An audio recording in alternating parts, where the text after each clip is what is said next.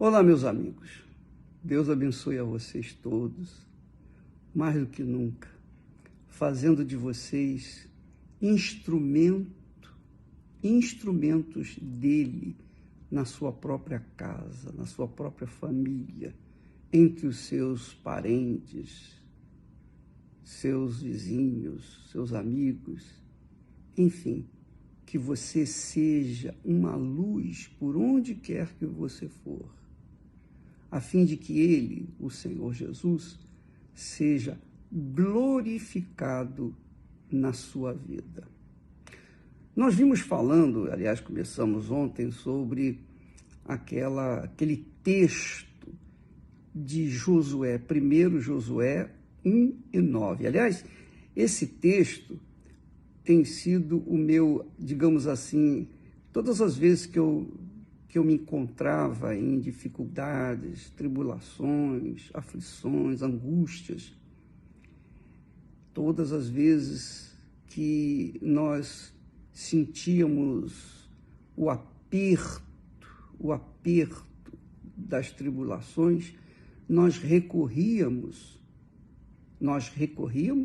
e recorremos a esse texto sagrado. É um texto que eu conservo comigo há muitos e muitos anos. E por isso que nós estamos falando sobre isso, e eu quero que você também venha fundamentar a sua vida, a sua fé nesse texto, porque ele tem muitas lições de vida para todos nós, especialmente quando nós vamos para a guerra, que é o que nós vivemos todos os dias, né? De guerra em guerra. Então, o que chama muita atenção nesse texto que Deus se manifesta para Josué, na chamada de Josué, substituto de Moisés, é o seguinte, que o texto começa dizendo assim: e sucedeu depois da morte de Moisés, servo do Senhor, olha o detalhe, depois da morte de Moisés, servo do Senhor, que o Senhor falou a Josué, filho de Num, servo de Moisés. Então, Moisés tem aqui o referencial de que Moisés era servo do Senhor, mas no início da sua carreira, na sua chamada, Josué foi considerado apenas servo de Moisés, não do Senhor. Então ele diz assim para Josué: Moisés, meu servo, outra vez, segunda vez. Josué, aliás, Moisés, meu servo, está morto, é morto. Em outras palavras, morreu, acabou. Não fica olhando para trás. Não fica olhando para trás. Não adianta você ficar chorando o leite derramado. Não adianta. Você tem que olhar para frente, você tem que se levantar. Foi o que ele disse: levanta-te, pois. Porque Josué estava sentado, cabisbaixo, pensando na morte de Moisés, pensando na responsabilidade de levar, de conduzir aqueles milhões de criaturas humanas, de liderá-los, e sabendo que eles eram complicados, complicadíssimos. Mesmo sendo o povo chamado de Deus, era um povo complicadíssimo, que não se entendia, era problema para todo lado. Então Josué se sentiu assim, insignificante, mas Deus o havia chamado, Deus o havia escolhido, e acabou. E se Deus o havia escolhido, então acabou. Eu vou enfrentar esses problemas, eu vou enfrentar as situações, eu vou enfrentar, eu não vou fugir, não. E Deus então falou para Josué: levanta-te, tem bom ânimo, passa esse Jordão, atravessa esse Jordão. Ele tinha que atravessar o Jordão, que era o batismo nas águas. É um tipo de batismo nas águas. Primeiro eles atravessaram o Mar Vermelho e ficaram morreram no deserto. Mas a nova geração que Josué iria cuidar, tinha que se batizar também. Então, Deus trouxe do outro lado do Jordão. Você atravessa o Jordão, quer dizer, o povo teria que ser batizado, né? O povo que não tinha sido batizado no Mar Vermelho.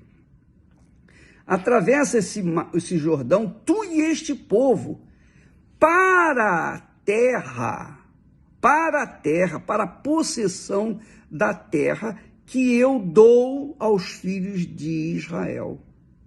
Quer dizer, Deus fala ou ordena, manda que Josué se levante, atravesse o Rio Jordão e tome posse da terra que Deus havia prometido a Moisés e aos seus pais.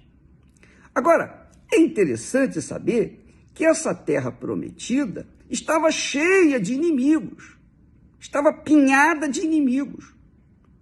Mas foi essa terra que Deus escolheu para os filhos de Israel.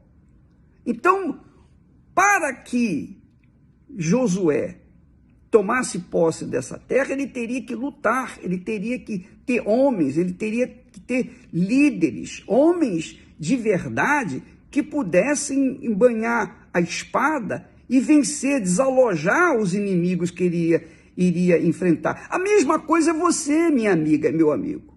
Nós estamos rumo à terra prometida. A nossa terra prometida não é esse mundo, não. Ora, bolas, se fosse esse mundo, seria muito pouco para nós. Seria muito insignificante para nós. A nossa terra prometida é onde está o nosso Deus e Pai, nos céus, na Nova Jerusalém.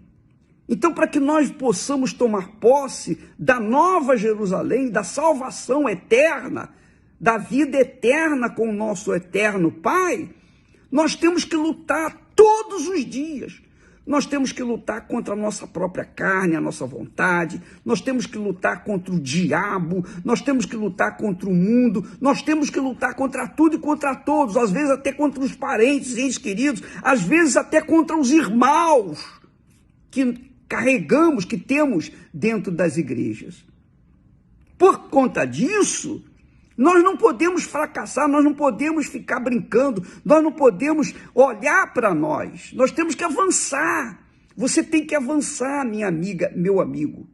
Jesus disse, olha só que palavra que Jesus disse, complementando esse texto aqui. Jesus disse para os seus discípulos as seguintes palavras: aquele que perseverar até o fim, esse será salvo. Perseverar até o fim e salvação é uma obrigação sua e minha. E por que nós seremos salvos? Essa salvação é a terra prometida. É a nossa terra prometida. A minha terra prometida não é esse mundo porcaria, não. Não é esse mundo sujo, podre, não. A vida com abundância que Jesus veio trazer para mim não é essa vidinha miserável, mesquinha, que se vive nesse mundo, cheio de miséria, de desgraça, cheia de injustiça, cheia de podridão, de sujeira, cheia do inferno. Não, eu não quero isso. Eu não quero isso. Eu não quero isso. Eu quero algo extraordinariamente maior e gloriosamente melhor. Eu quero a minha salvação. E você? Porque eu sei, minha amiga, e você sabe, que esse corpo que você tem aí, que eu tenho aqui, tem prazo de validade. O meu prazo de validade está vencendo. E quando vencer, aleluia, será o meu fim aqui neste mundo e o começo de uma vida eterna na minha terra prometida, na terra prometida que o meu Senhor veio trazer para mim. Portanto, minha amiga e meu amigo, Jesus disse: aquele que perseverar até o fim, esse será salvo. Em outras palavras, aquele que perseverar até o fim tomará posse da sua terra prometida. Então, os problemas que você enfrenta, todos os problemas que nós enfrentamos, traições, tudo mais que a gente enfrenta nesse mundo, ingratidão e tudo mais, são insignificantes, são nada, absolutamente nada, em relação à proposta que Deus tem para nós, que é a vida eterna. A vida eterna da nossa alma. Deus abençoe a você e abra os seus olhos e abra o seu entendimento para que você tenha uma visão verdadeira daquilo que Ele quer para a sua vida, em nome e para a glória do Senhor Jesus Cristo. Amém.